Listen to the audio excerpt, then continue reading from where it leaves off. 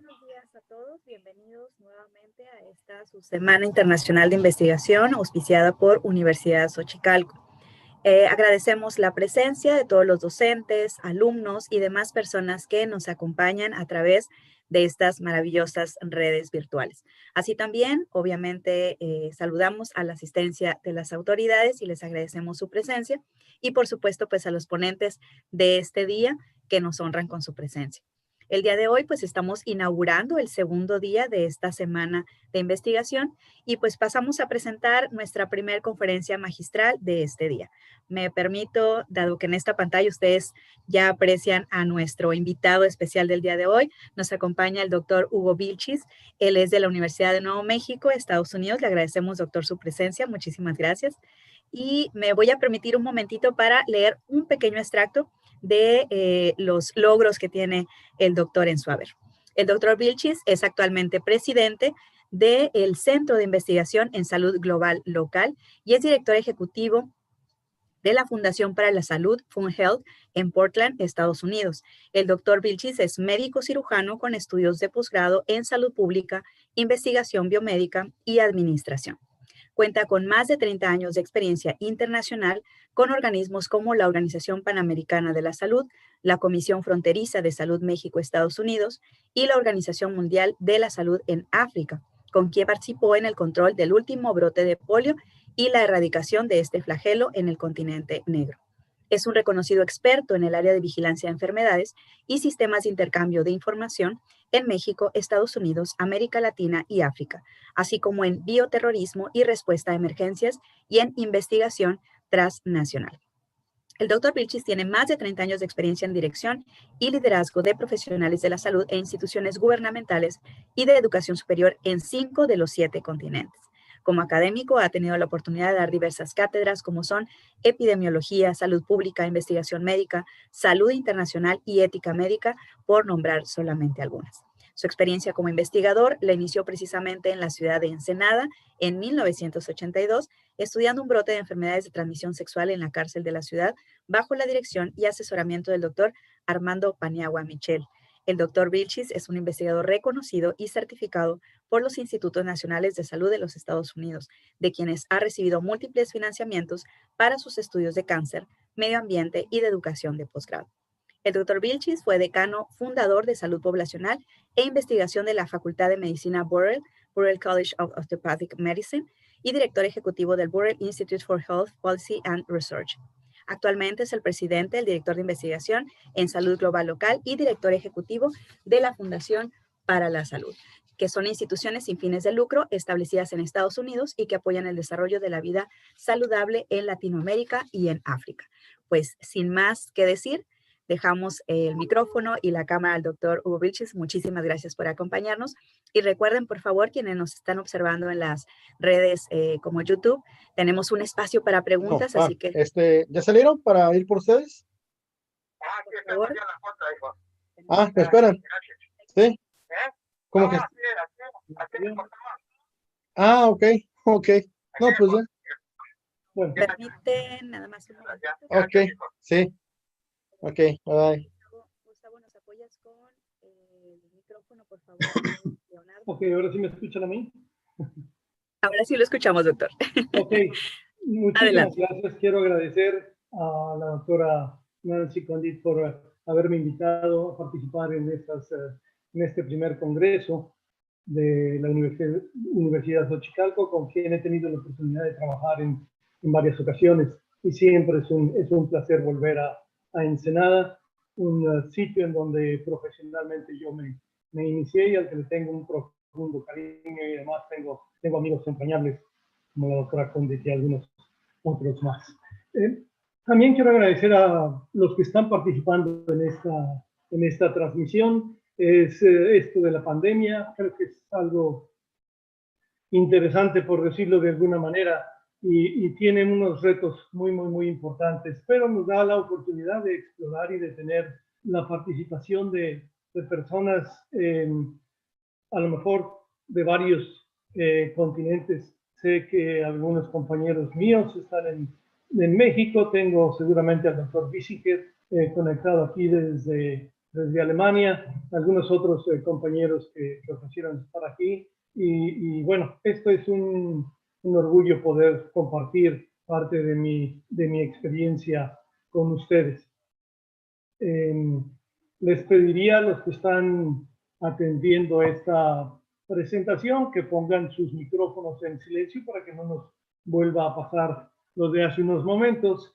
Y cualquier pregunta o comentario que tengan, aquí lo podemos coordinar a través de las personas en Xochicalco y tendremos algún tiempo al final de esta exposición para poder tratar de responder a sus preguntas o escuchar sus comentarios y sus participaciones. Entonces, sin más por el momento, voy a ocultarme y voy a dejar la presentación para ustedes, ¿ok? Ok, ¿me pueden ver y escuchar? Todavía no. Todavía no se comparte. Ok.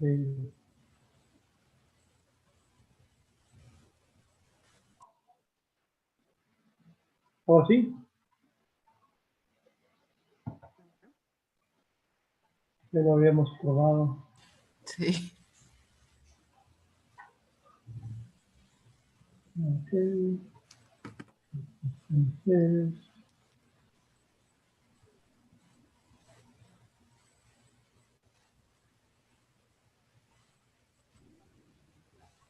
Dios.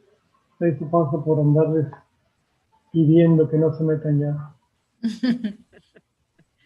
No te preocupes, así es esto.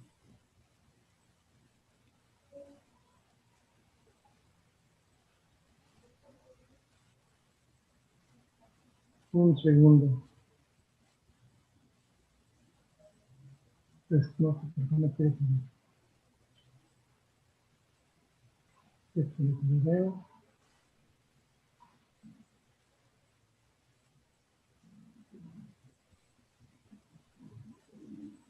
¿Qué debo de hacer, Leonardo?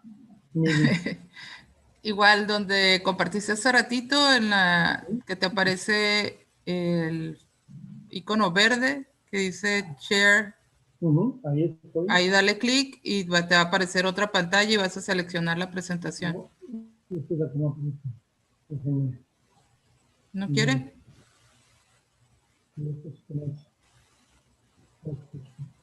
Para ustedes.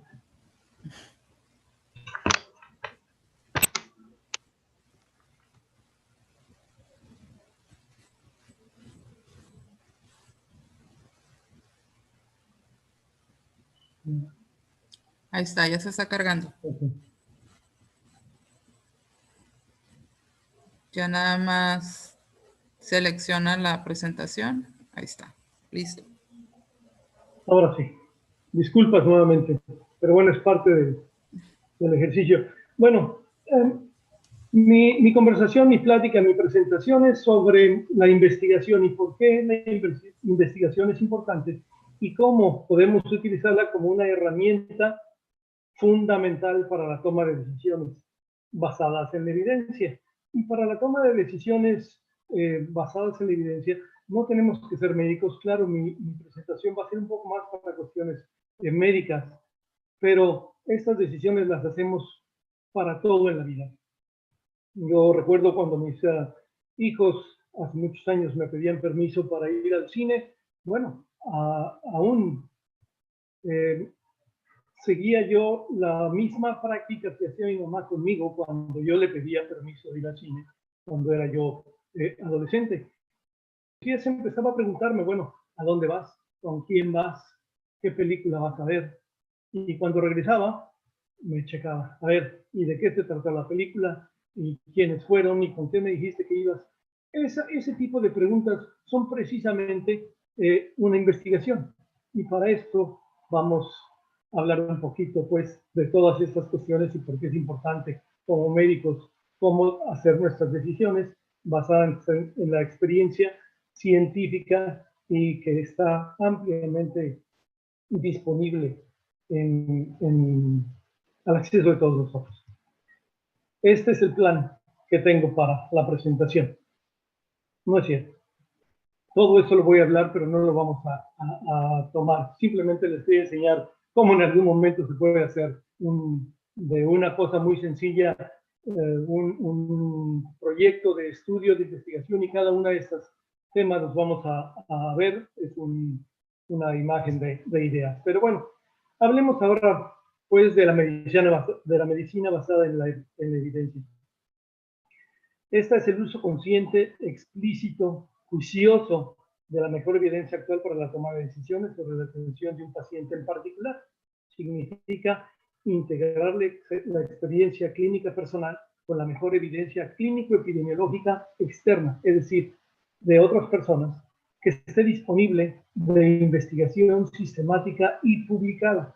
También podemos tener parte de esta información a través de juicios e intercambios y experiencias de otras personas que trabajan con nosotros, o como en este caso, un simposio, un grupo en donde un sector de una área específica se reúne a discutir, a platicar y a compartir sus experiencias.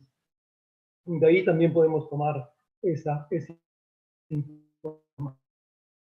¿Qué es la investigación? Según Wikipedia, la investigación es una actividad orientada a la obtención de nuevos conocimientos. Y esto es clave. La investigación es una actividad para obtener nuevos conocimientos o ampliar los que tenemos para aplicarlos en la solución de problemas o interrogantes de carácter científico. De nuevo, aquí utilizo la palabra científico, pero como el ejemplo de mi mamá cuando iba yo al cine, bueno, también se puede utilizar la investigación para obtener otro tipo de datos que no son necesariamente científicos. E investigación hacemos todos los días. Cuando queremos desayunar, ¿qué tenemos en el refrigerador? Voy a ver qué es lo que puedo hacer. Eso es investigar. Estamos obteniendo información para crear conocimientos nuevos y poder decidir qué vamos a hacer, cómo vamos a solucionar el problema de esta mañana que tenemos. Okay. La medicina basada en evidencia tiene 3 áreas específicas que son las que están en color verde. Una es la experiencia clínica que nosotros como médicos, que nosotros como trabajadores de la salud tenemos y que obtuvimos a través de nuestros estudios y a través de nuestras prácticas y nuestra experiencia en la práctica cotidiana. La otra parte son el paciente con sus valores, sus preferencias, sus dudas, sus factores de riesgo, en fin, todo eso lo que es el paciente, la persona como tal. El otro aspecto importante, que es el que está directamente relacionado con nosotros, es el estado clínico patológico, y ese tiene características muy específicas que vamos a ver. Y entonces, lo que estamos tratando de incluir aquí, lo que la medicina basada en la evidencia incluye, es esa evidencia clínico-epidemiológica que nos va a servir para modular nuestras experiencias, obtener nuevos conocimientos y poder responder de una mejor manera, de una manera más completa a nuestro paciente, ya sea porque la condición clínica que tiene necesita de mayor información, a lo mejor es como estamos ahora viendo en esta pandemia, fue un virus nuevo, no sabemos muchas de sus condiciones y tenemos que ir aprendiendo. La única manera de saber cómo está evolucionando el proceso del coronavirus es estar leyendo y estar escuchando lo que otros científicos han estado desarrollando. Pero cuando digo esto, insisto, hay que leer y hay que escuchar a otros científicos. Y cuando digo otros, nos incluimos nosotros como clínicos, como trabajadores de la salud, para obtener mayor información y poder responder a estas necesidades. No la información que sale en WhatsApp, la información que nos mandan por correo, que sale en el YouTube, que pasan en el Internet, que no es científica, que no es avalada, y vamos a revisar en esta hora o en esta media hora que tenemos todavía, cómo es que esto se hace para poder decidir si es una información válida y si es efectiva. Ok, ¿por qué necesitamos esta evidencia clínico-epidemiológica? Y aquí insisto, es información clínica e información epidemiológica. La información epidemiológica es importante porque nos permite obtener a través de la investigación las probabilidades de resultados que han observado en pacientes de otros grupos o de otras clases, es decir, en otros estudios de población, cómo respondió tal intervención. Estas intervenciones pueden ser terapéuticas, pueden ser de tamizaje o cribado, pueden ser de prevención, y lo que nos van a servir estos estudios epidemiológicos es para saber qué tan precisas estas pruebas diagnósticas pueden ser, qué tan fuertes son los marcadores pronósticos, ¿sí? Y si estas intervenciones de tratamiento son efectivas. Ahora, si ponemos un ejemplo con lo del COVID-19, vemos que pruebas diagnósticas, las que tenemos disponibles, no son muy precisas, pero es lo que tenemos. Ojalá y podamos mejorarlas, pero hay una cantidad importante, alrededor del 20, 30, hasta 40% en algunas pruebas que nos dan falsos negativos o falsos positivos, lo cual nos impide responder adecuadamente al control de esa enfermedad. En cuanto a los marcadores pronósticos, pues no tenemos mucha información, la verdad. Con la pandemia hemos apenas usado 7, 8 meses y la información que se ha tenido no ha sido necesariamente reunida de la manera en que puede utilizarse para hacer una investigación sostenida y comparable. Son muy pocos los lugares en donde han hecho eso. ¿Por qué? Porque nos llenamos de pacientes y tenemos un gran estrés porque no sabemos cómo los vamos a manejar, o no tenemos los recursos, o tenemos miedo porque no sabemos cómo se comporta ese virus con los trabajadores de la salud, y entonces no juntamos información adecuada, no la analizamos, y eso es lo que ha pasado a nivel mundial. Son muy pocos son muy pocos los estudios poblacionales, es decir, de una gran cantidad de personas que nos permitan tener una mejor idea de qué está pasando con este problema. Y en los próximos minutos voy a platicar con ustedes cada una de estas situaciones. Entonces, ¿qué necesitamos para desarrollar una medicina basada en la evidencia científica? Primero, tenemos que desarrollar nuevas habilidades para poder tomar decisiones que sean más explícitas, con una evidencia actualizada y que estén basadas en epidemiología clínica. Estas nuevas habilidades las vamos a utilizar para que esta evidencia sea más eficientemente utilizada, sea más crítica y además lo hagamos de una manera sistemática, que sea reproducible, no nada más con nosotros, pero con otros compañeros que estamos trabajando, y que podamos llegar a conclusiones similares, si no son las mismas, que sean similares, porque al final de cuentas estamos en un grupo de salud. Voy a tomarme un momentito para describir rápidamente qué es eficiencia, eficacia y efectividad, o a qué me voy a referir cuando lo mencione. Eficiencia es hacer bien las cosas, y esto tiene que ver con cómo se hacen las cosas. La eficacia es hacer las cosas correctas. Esto tiene que ver con qué cosas se hacen, es decir, hacer las cosas que mejor conducen a conseguir los resultados que estamos buscando. Y la efectividad es hacer bien las cosas correctas, es decir, hacer las cosas de forma eficiente y los anteriores. Y esto tiene que ver con qué cosas se hacen y cómo se hacen esas cosas. Entonces, a lo mejor alguien tiene una definición diferente, sobre todo entre Estados Unidos y México por la traducción, se confunden dos de estos términos, pero cuando yo hable y utilice estas palabras, a esto me estoy refiriendo. ¿De acuerdo? Ok, entonces estamos. en la misma tirada. Ok, ¿cómo se procesa la información?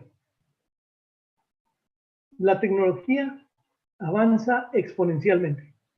Tenemos nuevos medicamentos, tenemos aparatos médicos que se desarrollan cada día.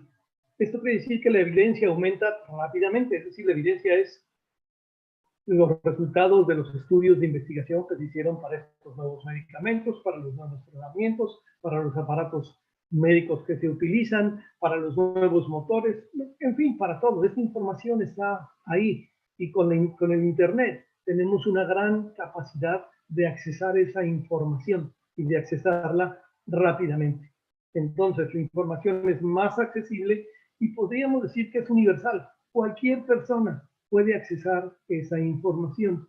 Y aquí lo pongo entre paréntesis, perdón, entre comillas, porque para nosotros, como médicos, si estamos viendo a pacientes, puede ser una arma de dos filos. Es decir, si nosotros no hicimos la tarea y no leímos y no nos educamos, pero el paciente sí la hizo, va a saber más que nosotros o va a tener mejor información sobre nosotros. Claro, él probablemente no tenga los conocimientos básicos para entender exactamente de qué están hablando esa información y la entienda mal o diferente.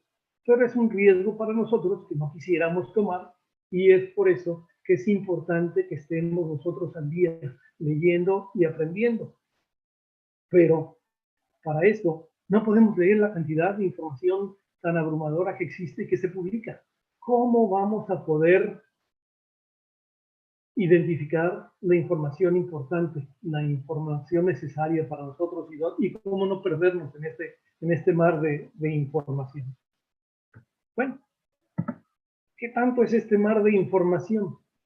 Bueno, pues alrededor de los artículos científicos, cada año, por las últimas 2 décadas, se han ido aumentando entre 8 y 9% anual. Cada año por las últimas 2 décadas. Si hablamos de todos estos artículos científicos y nos centramos solamente en los artículos biomédicos, se publican solamente en PubMed 1 millón de artículos biomédicos por año. Esto quiere decir que alrededor de 2 artículos van publicándose por minuto. Y ese es solamente en una de las redes de publicaciones científicas, en PubMed. Eso, ¿cómo es posible? ¿Cómo vamos a poder nosotros leer, aunque fuera algunos de esos artículos que nos interesan? Es un gran problema. ¿Cuál es el problema, por ejemplo, ahora con esto del COVID? Bueno, pues Teixeira y colaboradores hicieron un estudio muy reciente, lo acaban de publicar hace unos cuantos días, y lo que hicieron es buscaron en las bases de datos relacionadas con las ciencias de la salud y encontraron solamente publicaciones relacionadas con el COVID-19, 21.542 en publicaciones científicas reconocidas. De esas, el 48% eran de investigación, el 22% eran cartas y el 30% eran otras cuestiones. Notificación de casos, comentarios, en fin. Pero de investigación, 48%, es una cantidad increíble de investigación solamente de enero, del 1 de enero al 30 de junio de este año, que fue el tiempo que abarcó este estudio. Bueno, y si nos centramos en el número de ensayos clínicos que se han hecho sobre el COVID, bueno, de los que están registrados en los Estados Unidos, hay un total de 3.849 ensayos clínicos. Ustedes podrán ver en las dos primeras columnas azules que la mayoría de ellos se encuentran en Estados Unidos y en Europa. China es uno de los países que está avanzando a pasos agigantados en cuanto a publicaciones, en cuanto a revistas y en el número de citas de publicaciones chinas, no solamente para COVID, pero para muchas otras cosas de ingeniería y obviamente de medicina. Pero con esto lo que quería yo comentarles solamente es que tenemos una epidemia de evidencia a la que estamos afrontándonos todos los días y es imposible realmente darle seguimiento a todas estas cuestiones. Entonces tenemos que tener una técnica de cómo vamos a hacer estas cuestiones. ¿Cómo lo haríamos? Bueno, primero que tenemos que desarrollar una habilidad y para desarrollar una habilidad, primero es conocer las técnicas y después estarla ejercitando. Si no la hacemos constantemente, nos perdemos.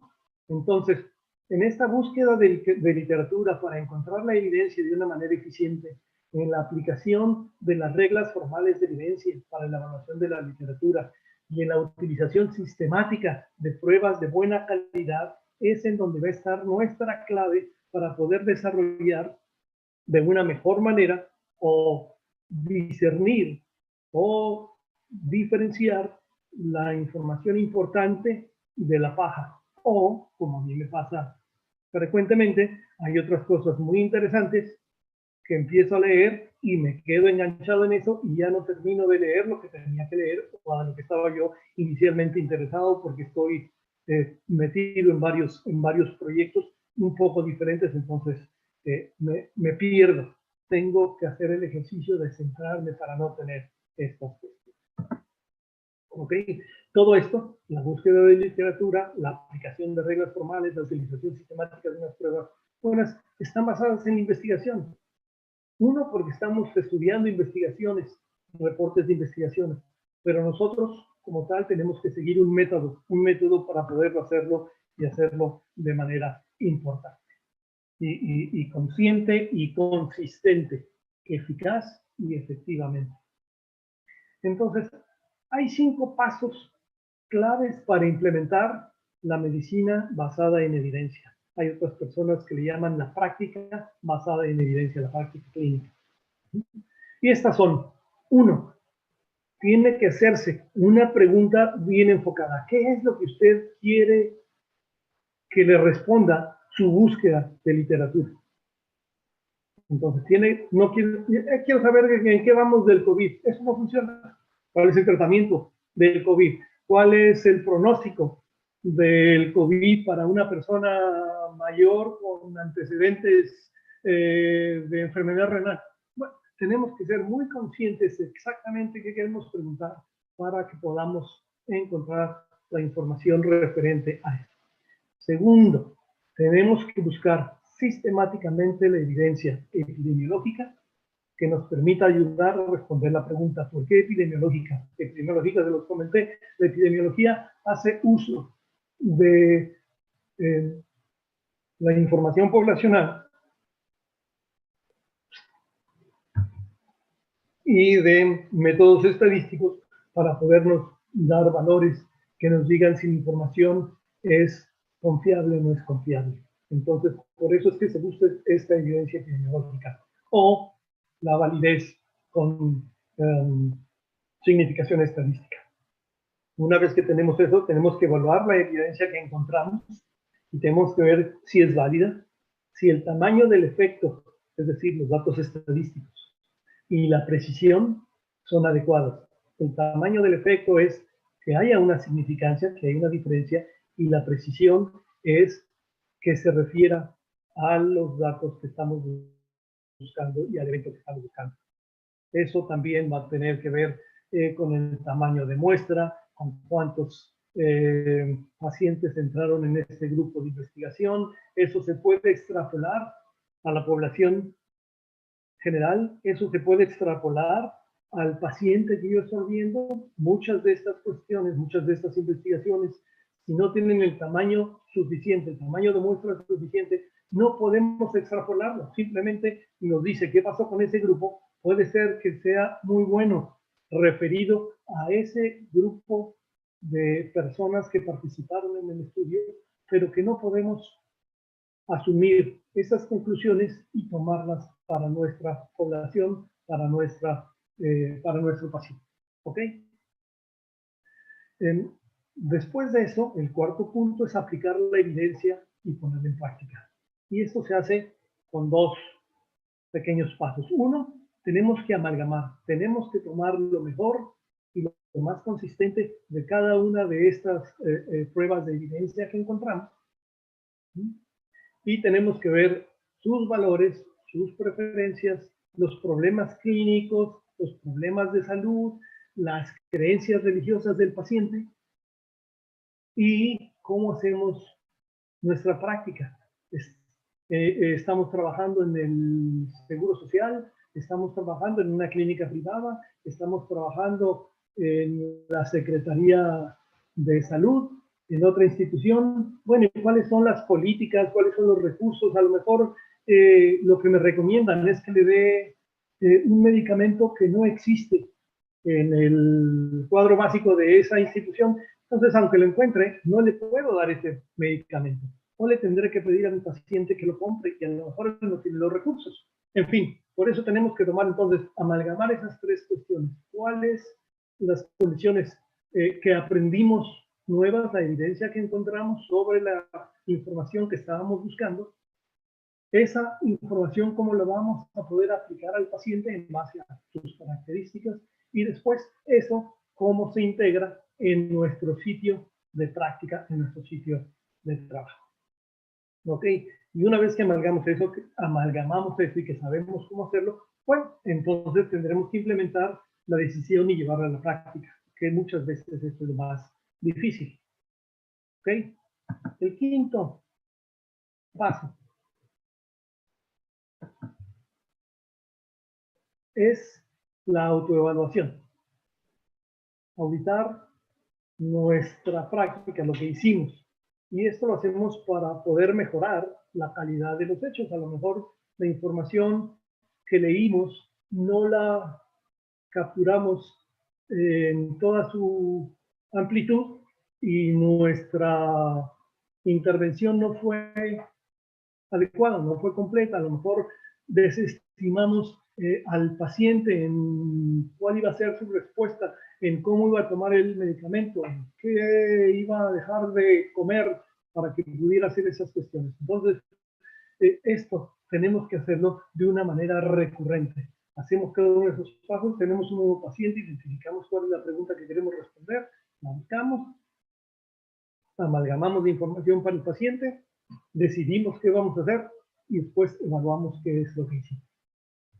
Ese es un proceso que tendremos que repetir una y otra vez, una y otra vez. Pero si no llegamos a esta parte, que es la autoevolución de lo que hicimos, pues no vamos a saber cómo es que nos fue y no vamos a poder remendar, reparar o hacerlo nuevamente aquellos errores que tuvimos.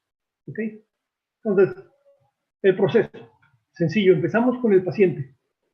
¿Cuál es el problema? Y hacemos la pregunta. Buscamos la información, vemos si tenemos los recursos apropiados, valoramos qué se va a hacer y regresamos al paciente y le decimos, señor, señorita, usted tiene que hacer estas cuestiones para que podamos resolver su caso. O lo vamos a operar, o lo vamos a mandar a su casa, o no se preocupe, eso no es nada, no, al niño solamente hay que vacunarlo, lo que sea. Ese es el proceso continuo, constante, paciente, trabajamos internamente y después regresamos al paciente y finalmente evaluamos qué es. ¿Ok? Eso simplemente se los dije de una manera diferente, tratando de que captemos a qué es a lo que me refiero. ¿Ok? ¿Dónde y cómo encontramos esta evidencia? Que es ahora sí, tanto has estado hablando de evidencia, pero ¿cuál es la evidencia? La evidencia generalmente la encontramos en las publicaciones científicas. ¿Sí? Para que estas podamos tomarlas en consideración y podamos hacer una decisión que en algún momento puede la vida del paciente estar en juego, pues tienen que ser confiables y tienen que ser actualizadas. ¿En dónde las vamos a buscar? Ya les comentaba, PubMed, 1 millón de artículos, de publicaciones cada año, y esa es solamente una de ellas. TRIP es especialmente formidable para ensayos clínicos. La biblioteca Cochrane también está en Inglaterra. La Unión Europea tiene una serie de bibliotecas de información que están muy accesibles. La mayoría de la información está en inglés, pero bueno, es parte de lo que tendremos que hacer. Y no es que los hispanos o los latinoamericanos o los españoles no hagan investigación, sí hacen, pero generalmente procuramos publicarlas en las revistas que se publican en inglés porque tienen una mayor circulación, tienen un mayor crédito curricular, y bueno, siempre estamos también tratando de que si hicimos una investigación, que la lea y que la utilice el mayor número de personas, y entonces tendemos a tener esa preferencia por el inglés. ¿Cómo se hace? Bueno, empezamos con una revisión sistemática. Sistemática tiene que ser, perdón. Sistemática quiere decir que tenemos que tener un sistema de cómo lo vamos a hacer, y cada vez lo vamos a hacer igual. Ya hablamos, tenemos que formular una pregunta clara, enfocada en la respuesta que estamos buscando. Usar métodos sistemáticos para adquirir la evidencia, es decir, cómo vamos a buscarla, y en un momento los voy a revisar rápidamente. ¿Cuáles son las palabras clave que vamos a utilizar? Una vez que tengamos esa información, cómo podemos disminuir el número de artículos que encontramos, porque cuando haces un Google Search, a lo mejor te aparecen 3.000 artículos, pero generalmente son 5.000, 20.000, 1.200.000. ¿Cómo vas refinando esa información? Bueno, ahora lo vamos a ver rápidamente. Entonces, esos son estos métodos sistémicos que vamos a utilizar. Después tenemos que valorar críticamente la información relevante, es decir, una vez que tenemos esos artículos que vamos a leer, no nada más es leerlos y ponerlos cuando estamos tomando el café o antes de dormirnos. No, tenemos que hacer una valoración crítica, y generalmente hay que tomar notas para poder compararlas después con otros estudios. También tengo aquí unos ejemplos que podemos utilizar. Y bueno, tenemos todo un curso. Este es un curso de un semestre para hacer todo esto, pero tenemos algunos cursos también, cursos intensivos que se encargan de una de esas cosas. Si alguien está interesado, lo podemos platicar más adelante. Y por último, recopilar y analizar los datos de los estudios incluidos y ver qué es lo que recomiendan unos, qué es lo que recomiendan otros, si son contrarios, si son útiles para nosotros o no. Y hay una fórmula, hay un acrónimo para formular una pregunta enfocada, que se reconoce como PICO, y ese es algo que se utiliza a nivel mundial general. Y el acrónimo está igual en inglés. PICO quiere decir paciente, la P es de paciente o del problema, y es la intervención. La C es de comparación, es un grupo de comparación, una persona de comparación, con quién vamos a comparar lo que estamos buscando. Y la O es de resultados, en inglés es de outcome. Las otras tres son prácticamente las mismas, pero en outcome pues, se me ocurrió solamente ponerla ahí como la O de resultados. ¿Ok?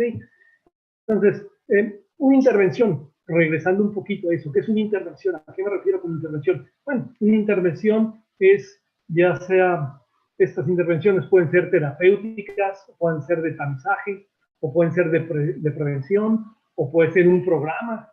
Un programa es una intervención, por ejemplo, un programa para dejar de fumar. Es una intervención que va a promover que el fumador deje de hacerlo, y entonces uno puede evaluar, medir eso. Y hay otra que se llama PECOT, que es exactamente lo mismo, pero se usa más para poblaciones o estudios poblacionales, más en epidemiología y esas cosas. En lugar del paciente, hablas de una población, un grupo poblacional.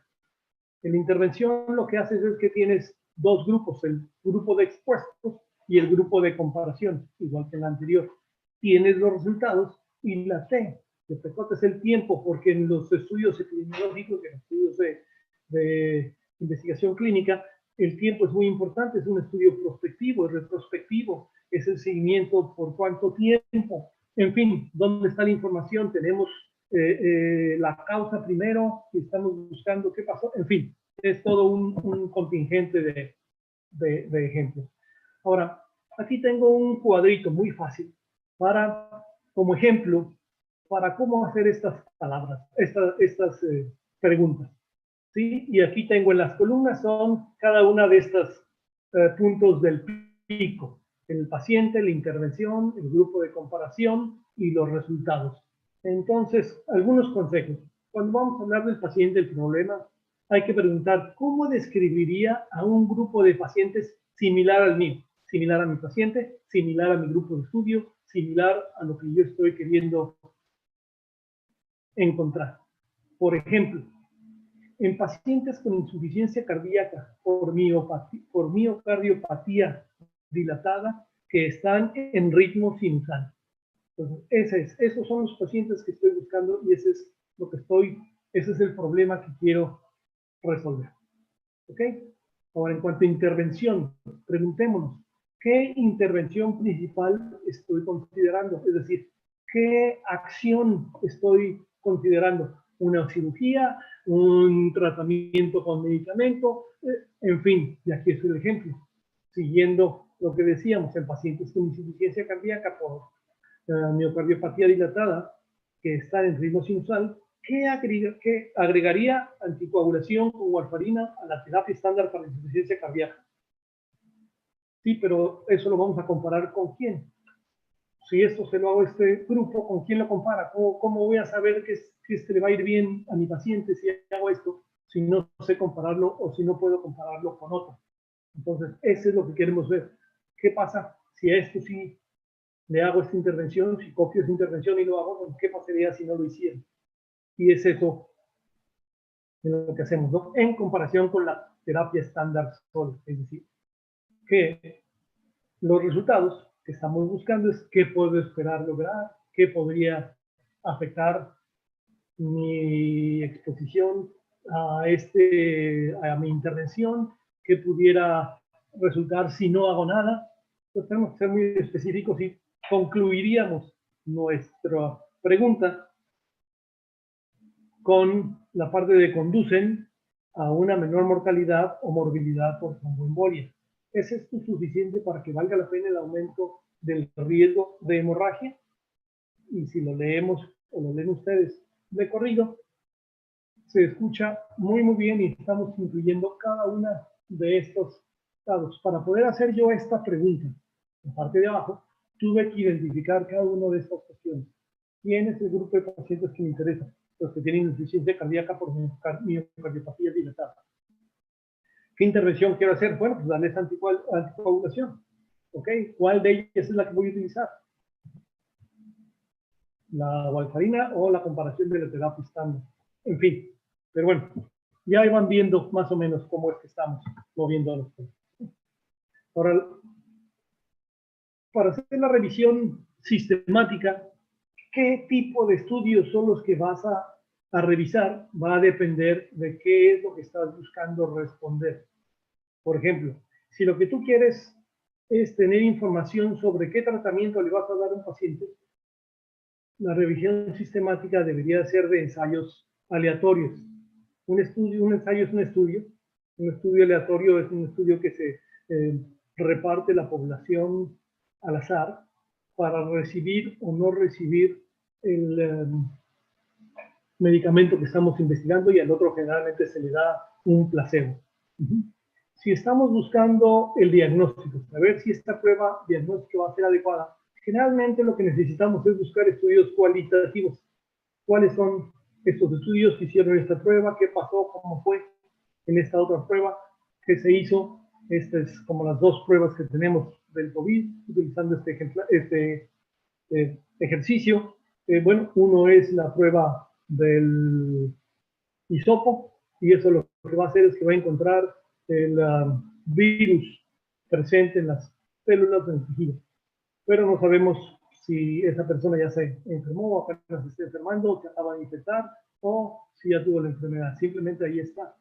Y la prueba de sangre, que es por PCR, ahí lo que vamos a ver es si esa persona tiene si eso nos va a servir para identificar el virus o no. Pero la otra son los anticuerpos. Y vamos a ver si tenemos anticuerpos. Y esto quiere decir que el virus estuvo en contacto con nosotros hace algún tiempo. Y ahora tendremos que trabajar con nuestros datos. Y el último es si estamos viendo qué pasa con un grupo poblacional, comparándolo con otro grupo poblacional, entonces estos serían estudios epidemiológicos. Ok. Esta es una prueba rápidamente de cómo serían las preguntas si fuera una prueba diagnóstica. Generalmente se utiliza PICO o otro algoritmo, algoritmo que se llama FIRT, que es el paciente, el indicador o la prueba, la comparación, la R de FIR es la referencia estándar o es el estándar de referencia que vamos a medir para saber si nuestra prueba diagnóstica es adecuada. Y por último, los resultados o la condición objetivo o el target, el objetivo que estamos buscando obtener con esto. Los epidemiológicos, es el PECO. Esta figurita que está aquí, sería cuestión de revisarla en otra ocasión. Pero este ejemplo, eso se utiliza para todos los estudios y ahí nos ayuda para poder ir armando nuestras preguntas y después, una vez que tenemos los artículos o la bibliografía que queremos revisar, esto nos va sirviendo para que en cada uno de ellos veamos cuál fue la población de este estudio y la podemos ir anotando. ¿Cuál fue el grupo de expuestos? ¿Cuál fue el grupo de comparación? ¿Cuáles fueron los resultados, dependiendo de qué sea? ¿Cuál fue el tiempo? En fin, esto es el ejemplo. ¿Cómo encontramos la evidencia? Y ahora déjenme regresar un poco a cómo vamos a buscar nuestros artículos científicos. Generalmente es una búsqueda por internet, es una base de datos la que tienen, por ejemplo, en PubMed, y lo que te dicen es que pongan las palabras claves que tú quieres investigar. COVID-19 y mortalidad. Quiero saber la mortalidad por COVID-19. Bueno, puedo utilizar la palabra and, o podemos utilizar or, o podemos hacer modificaciones o variaciones ortográficas o búsqueda de frases. En fin, esto también seguramente todos ustedes, porque han estado en esto, saben cómo hacerlo. Pero esto es súper, súper útil. Lo que yo les recomendaría es que cada vez que estén haciendo una de sus búsquedas, vayan apuntando, vayan anotando qué es lo que están haciendo, cuáles de estos pequeñas palabras han utilizado y después puedan variarlas. ¿Ok? Y así van a poder hacer estudios comparativos más adelante porque guardaron esa información y no tienen que volver a pensar en cómo es que hice la búsqueda la vez pasada. Entonces ahí la tienen y es mucho más fácil encontrarla. Y si van a publicar sus resultados, siempre los editores les preguntan que si hicieron una búsqueda bibliográfica, que les digan cuáles fueron los indicadores que utilizaron para encontrarla. ¿Cómo se valora críticamente una revisión sistemática? Bueno, para eso se utiliza la palabra FATE, que también es un acrónimo. Esa era la palabra que hace rato no me salía. Discúlpenle, ¿verdad? ¿Qué quiere decir FATE?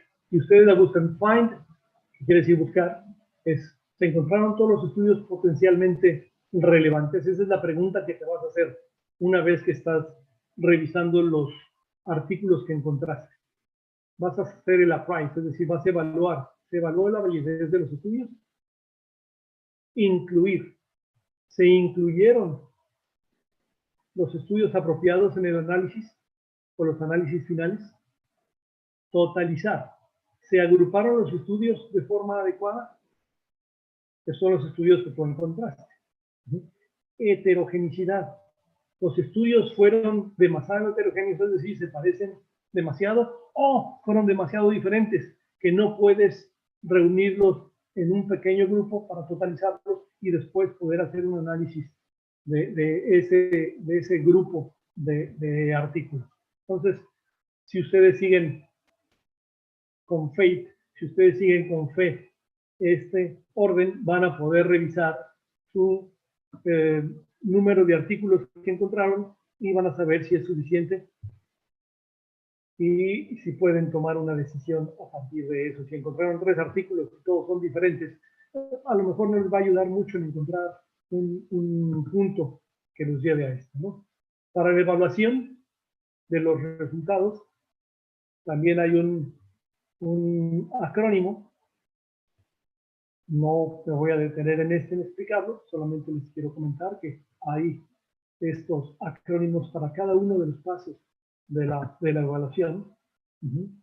Si se trata de la evaluación de un estudio, pueden ver si los sesgos se presentaron o no, y se conoce como Rambo. Ahí están las características.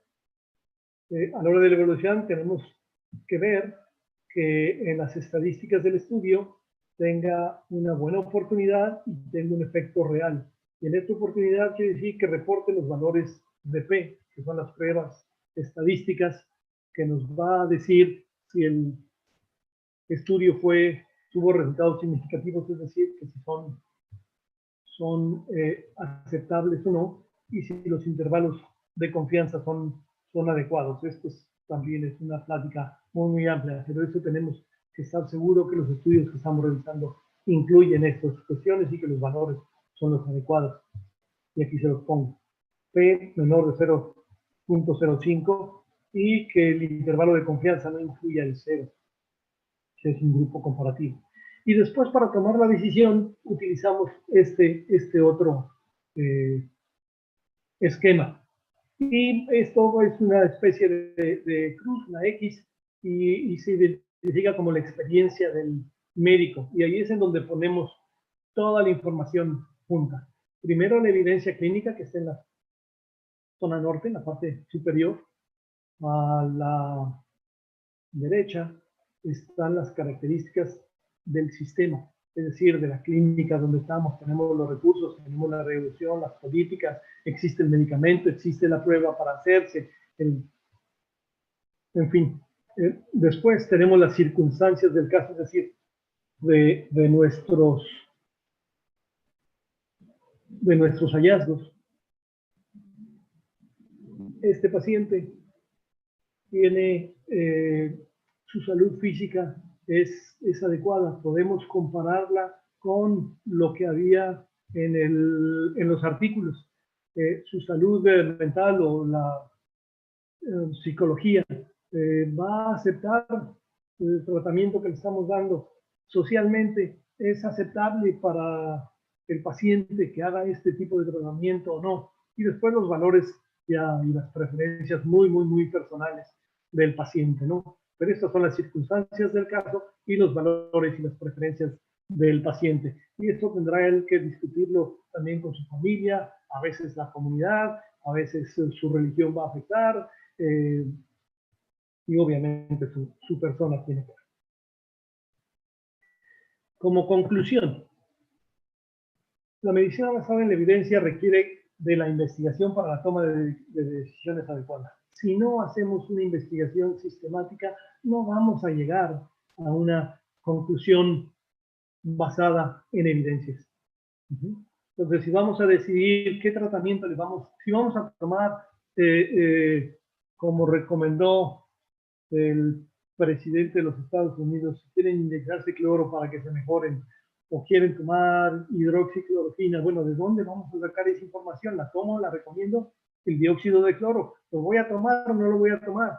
¿Qué debo de hacer para eso? Bueno, si no encontramos información, como médicos no podemos opinar. Lo más que podemos decir es, no hay información suficiente para decidirlo. Y entonces nos vamos a las cuestiones básicas.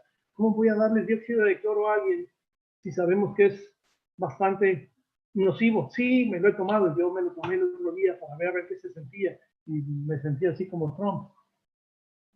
No es cierto.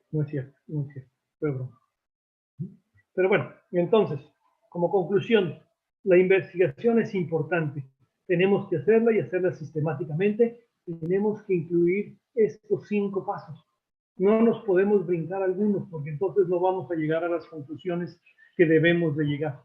Y para hacer estas cuestiones tenemos unos acrónimos para hacer la pregunta enfocada, PICO o FECO, para adquirir la evidencia, es decir, para revisar la bibliografía que recabamos, lo mismo, PICO o FECO, para valorar la evidencia, para comparar qué es lo que tenemos y saber si la información que reunimos fue suficiente, utilizamos PICO, FAIT y RANDO.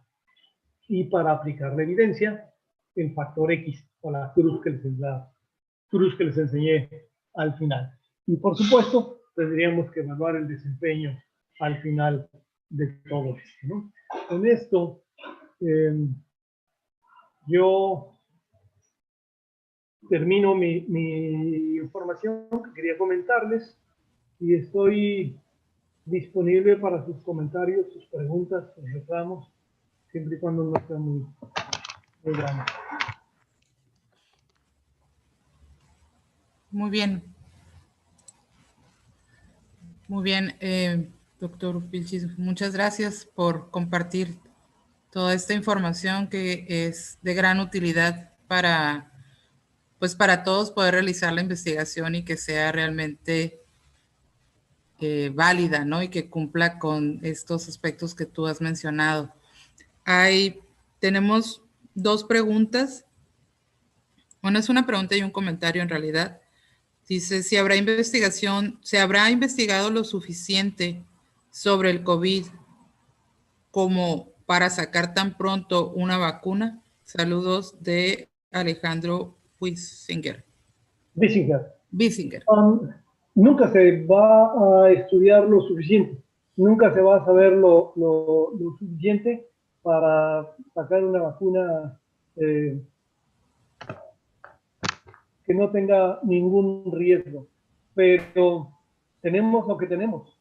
Y como le hemos tenido que entrar al COVID, es aprender a tratarlo, aprender a manejarlo, aprender a sobrevivirlo, y tendremos que verlo con las vacunas. ¿Cuáles son los riesgos de las vacunas? Bueno, ayer comentaban que la vacuna de Pfizer resultó, por los datos que tienen, con una tasa de respuesta muy superior a la que se esperaban y que se había discutido entre los virólogos. Inicialmente decían que iba a estar entre 60 y 70%, y bueno, reportaron un 90% de efectividad, es decir, de crear seroconversión en las personas que la reciben. Eso sería muy, muy bueno, y eso pudiera cambiar el panorama de las condiciones del COVID. Para mí, son dos cosas las más importantes para poder controlar la pandemia del COVID. Y lo primero es el tener un tratamiento. No vamos a resolver gran cosa solamente con las vacunas. Uno, porque no tenemos suficientes vacunas. Y seguramente las vacunas van a ser muy caras. Y por lo pronto las vacunas en este momento son de 2 dosis. Toda mi vida he trabajado en vacunas, con polio, con sarampión, con otras. Y parte del problema de los niños es que las mamás no los llevan, los papás no los llevan a vacunar. Y los llevan la primera vez, se les olvida la segunda vez, ya pasó un tiempo. Bueno, tenemos un programa y estamos insistiendo ampliamente, pero el costo de la vacuna es increíblemente barato. Estas vacunas van a salir en 300, 400, 500 dólares. Claro, a lo mejor los Estados Unidos, el gobierno tiene para pagar, o los diferentes hospitales privados tendrán para comprar las vacunas y proveérselas a sus trabajadores, a los trabajadores de la salud, que tienen que estar protegidos para que no se enfermen y puedan seguir tratando a los pacientes que llegan.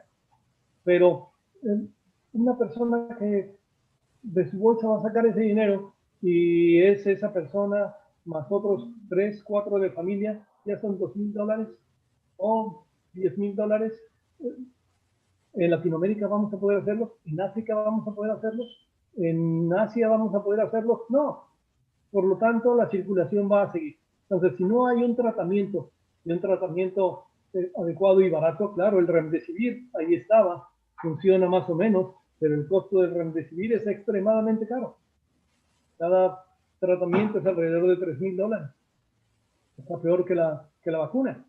Y además, solamente se lo dan a los que están muy, muy enfermos y sirve más o menos.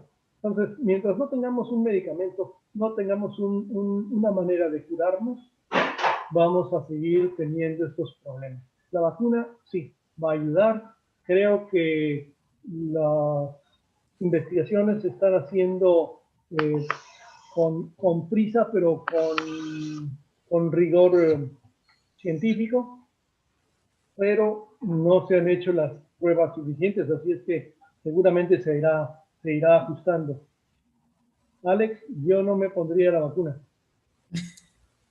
de primera instancia, porque todos ustedes no, pero yo ya estoy viejito, y si me enfermo, pues a lo mejor me va a ir mal, y no estoy en contacto con pacientes o en el hospital, ¿por qué voy a tener una exposición anterior? Mejor me espero yo un rato en ver cómo funciona y si está funcionando adecuadamente, ¿no? Esa es mi persona.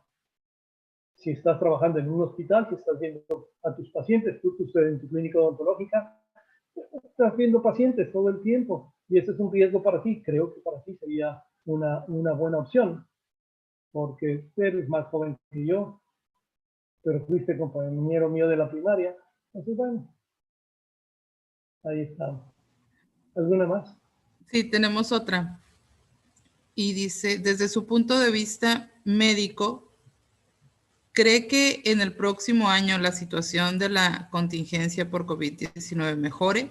Muchas gracias. Como epidemiólogo diría que no. Y el problema que tenemos, si queremos controlar el COVID en este momento con los recursos que tenemos, es reduciendo al máximo las infecciones y el ampliar las infecciones. Y la manera de protegernos es, primero, creando un suficiente espacio para que el virus que venga de otra persona no llegue a nosotros. Y si llega, que llegue una cantidad muy pequeña. ¿Cómo hacemos eso? Con el distanciamiento físico más que social, y con las mascarillas. Las mascarillas son muy, muy útiles y son más útiles. Son para evitar que una persona te vaya a infectar a ti si tú no estás infectado. Pero en caso de que tú te hayas infectado, vas a evitar contagiar a otra persona. Así es que el uso de las mascarillas es muy, muy, muy bueno, muy efectivo. Los riesgos o los asuntos contrarios a él son mínimos. Y es incómodo, se hace incómodo el primer rato, ya después te acostumbras a utilizarlo. Yo salgo y me pongo la mascarilla y cuando no lo traigo me siento raro. Claro, me gustaría no traerla, pero no me mortifica y sí me siento mucho más seguro.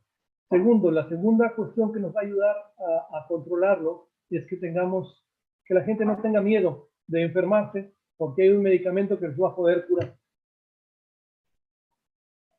Eso es lo que realmente va a hacer que la gente empiece a salir por todos lados, pero todavía no hay ese medicamento y faltan, al parecer, un muy, muy, muy buen rato para que podamos encontrarlo. Y tercero, claro, la vacuna va a ayudar. Si nos proteja bien, no nos vamos a enfermar. Sí nos vamos a infectar, pero no nos vamos a enfermar.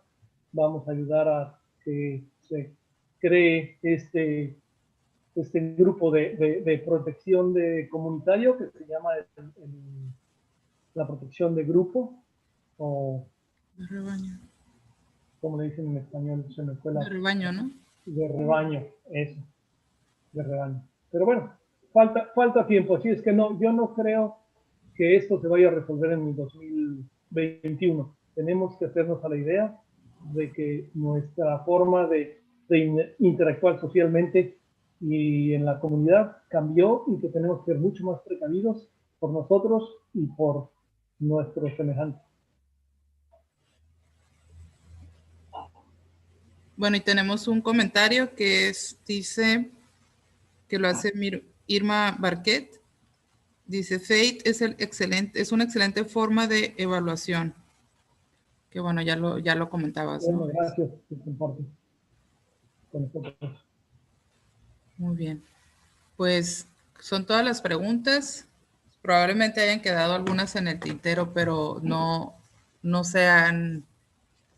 Bueno, a lo que me comprometo, yo no sé si todavía hay algunas personas, pero si te hacen llegar la información a ustedes y ustedes me la hacen llegar, veríamos la manera de contestarlas a ellos, ya sea que hagamos un grupo de discusión dentro de su página o dentro del seminario. En fin, ustedes decidan cómo hacen, y con mucho gusto yo sigo participando con ustedes y le damos respuesta o tratamos de responder a las preguntas o a las dudas o a los comentarios que tengan los participantes, que creo que sería muy, muy interesante escucharlas y por mi parte me encantaría oír.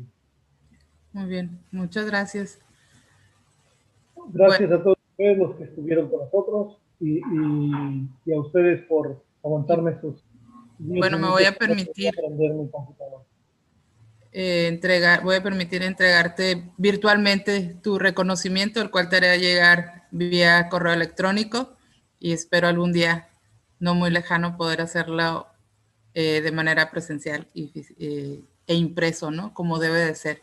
Pero bueno, les voy a compartir pantalla.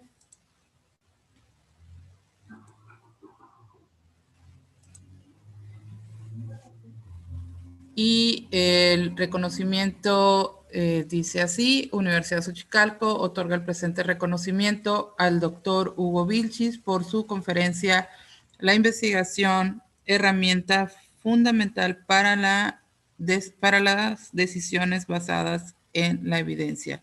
Ensenada, Baja California, y firma una servidora. Gracias, Mati. Pues no, al contrario, muchísimas gracias a ti por tu tiempo y tu disposición para estar hoy con nosotros. Y bueno, y claro que te vamos a tomar la palabra para hacer este grupo de discusión, no únicamente del COVID, supongo que habrá muchas cosas que podamos compartir en cuanto a investigación se trata. Sé que eres una persona muy preparada en esta área y bueno, nosotros encantados de que tengas la disposición y el tiempo de compartirlo con nosotros. Gracias, será un placer. Y bueno, Julieta, hacemos el cierre.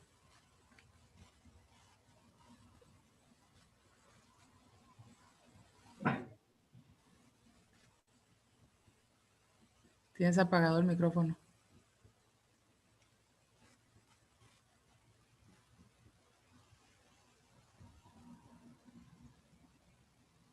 No te escuchamos.